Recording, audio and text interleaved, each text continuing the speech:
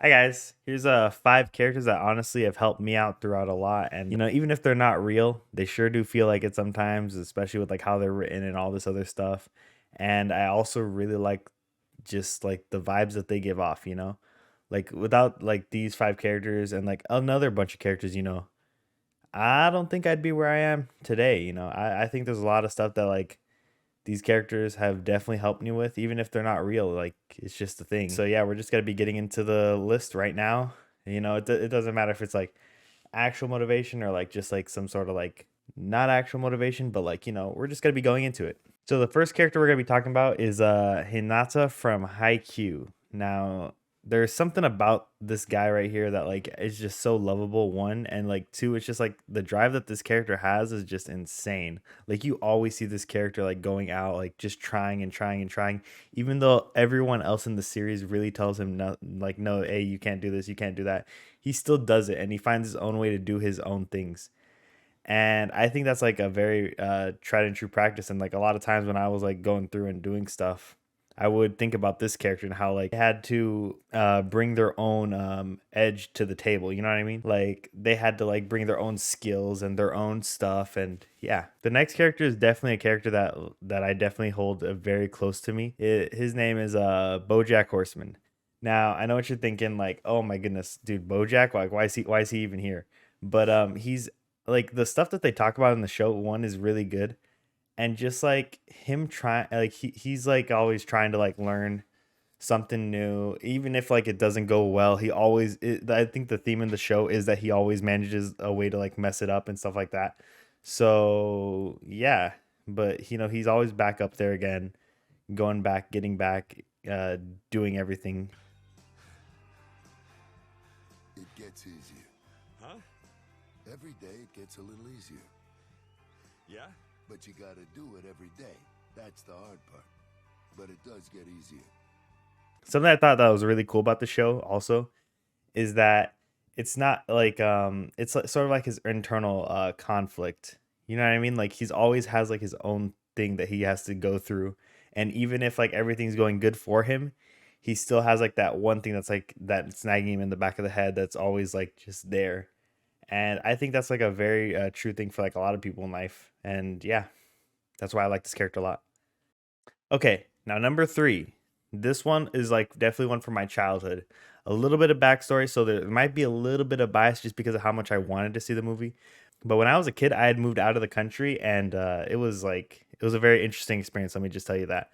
But one of the movies that I wanted to see before I moved was Princess and the Frog, but I never got the chance to actually see it. So after years, and like the movie came out 2 years later, like over there overseas. So that was that was a pretty interesting experience when I finally did get to see it. I really enjoyed the movie as a kid, and the main character, Tiani, let me just say, she is a very strong person. She's just great. Like oh my goodness, just saving up all your money, doing all this stuff. Just had one goal in mind, and that was like to get her. I think it was to get her own restaurant, right? And yeah. Also, the songs in that movie are a bop too, so a little bit of bias. And the alligator, is it an alligator or a crocodile? I think it's an alligator, but like he's pretty cool. Yeah, just all those songs, all those things, and then just what the character stands for, what they do. Another character that is personally, and I'm gonna say my absolutely like when I read about this, because I had read the manga years before the actual movie came out. When I had read this, I was already like, damn, what the heck? This guy was such a big role model within like the span of like a couple hours. He became such a big role model. And yeah, it's crazy how like this show actually like changed like a lot of things for me. And the show, the book, like everything, like it just, and it was mainly like this one like person, and their name was Rengoku. Yep, that's number 2 right there, Rengoku from Demon Slayer. And the reason why that their message is like so good is that they don't like talk about like, oh, you need to do this, you need to keep going for your goals and all this stuff, like you can't give up. They just say just do what makes you happy. Like that's he just wants them to be happy. He just wants them to do what'll end up with them being happy.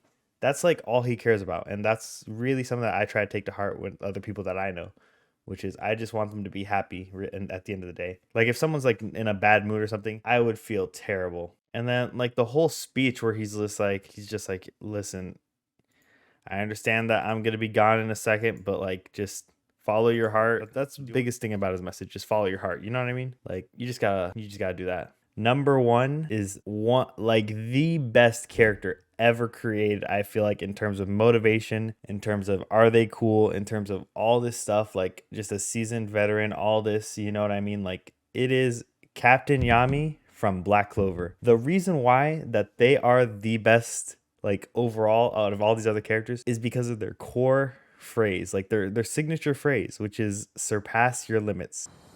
I don't want to get claimed or anything, so like here we go. Yeah, see him right here. Let's go. This is why he's the best.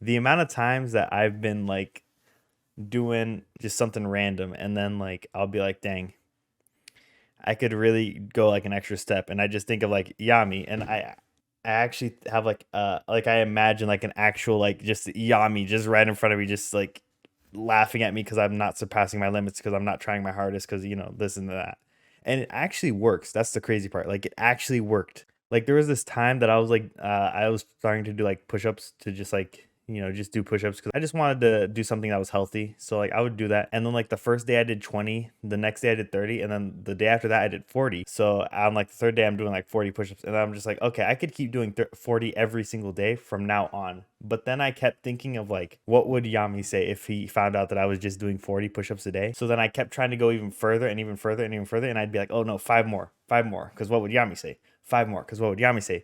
And there was a day that I ended up doing 120 extra push-ups. Keep in mind, like this extra like Yami ritual would happen like every single time I did push-ups. But yeah, there was a time where I was doing 100. I did 120 push-ups extra just because I was thinking of it, and I was like, I could do a couple more. I could do a couple more, and I was so sore. But like the point of it is that like no other character can do that. You know what I mean? Like no other character has like a phrase that just means to just keep going and keep going on and on and on, and that's so simple too. Like it's really amazing, just seeing it happen. Honorable mentions. Okay, here are some of the honorable mentions of characters that like have just like given me like a lot. You know what I mean? So we have Koro Sensei from Assassination Classroom. That's a big one. We have Paul Rudd in his role in That Idiot Brother, or My Idiot Brother. Yeah, we have Paul Rudd in his role when he played the brother in My Idiot Brother.